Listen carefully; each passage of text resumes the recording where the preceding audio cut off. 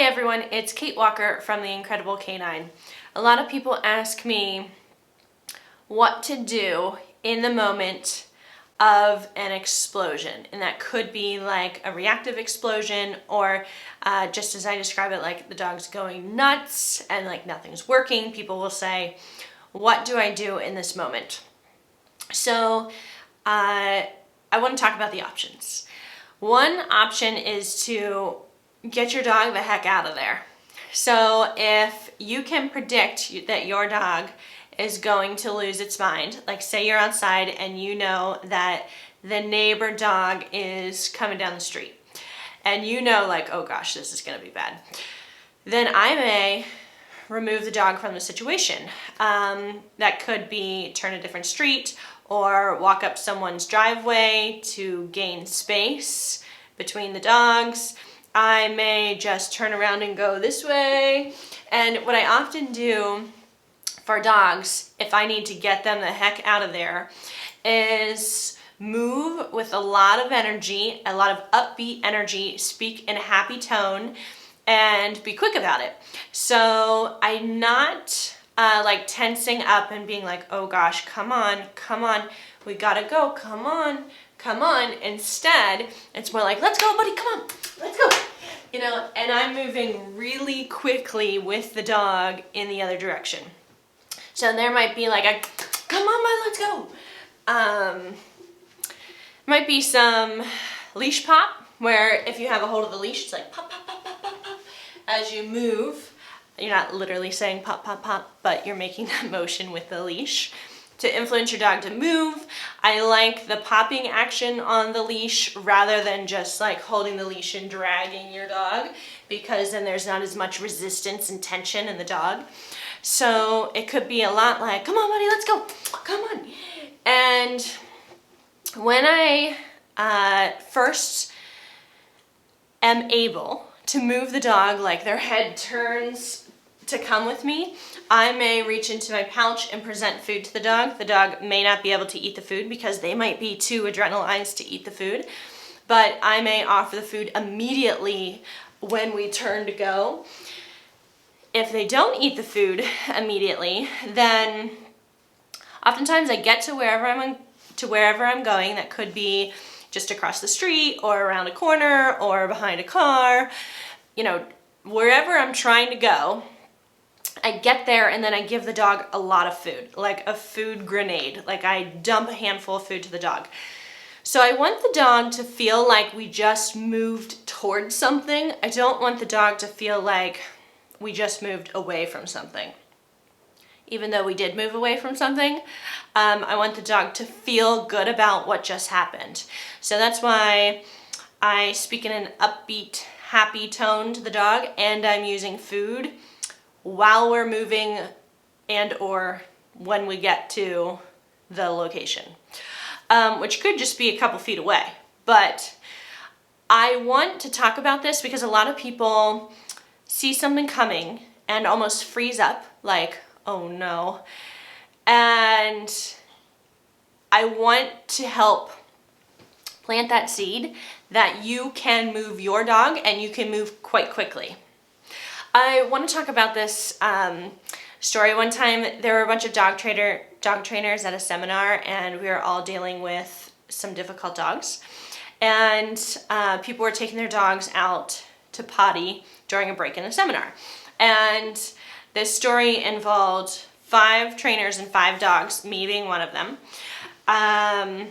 3 people were already out the building in front of me. So there was one getting into the car, like out in the parking lot.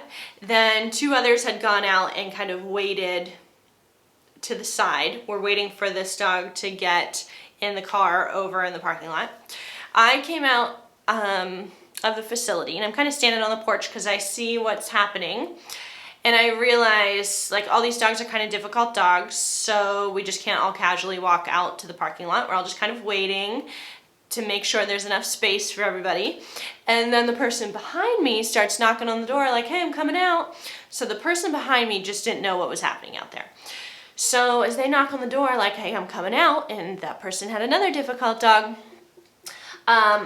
I had to move off the porch. So as I'm walking down the steps to this facility, just the motion of the dog that I was handling and this other dog coming out of the facility behind us sparked these other two dogs out in the parking lot to go nuts. The dog I was handling started like intensifying in behavior. So standing a little stiffer, head a little higher, tail a little higher, probably like some hackles up, like you could tell the dog was really building an energy.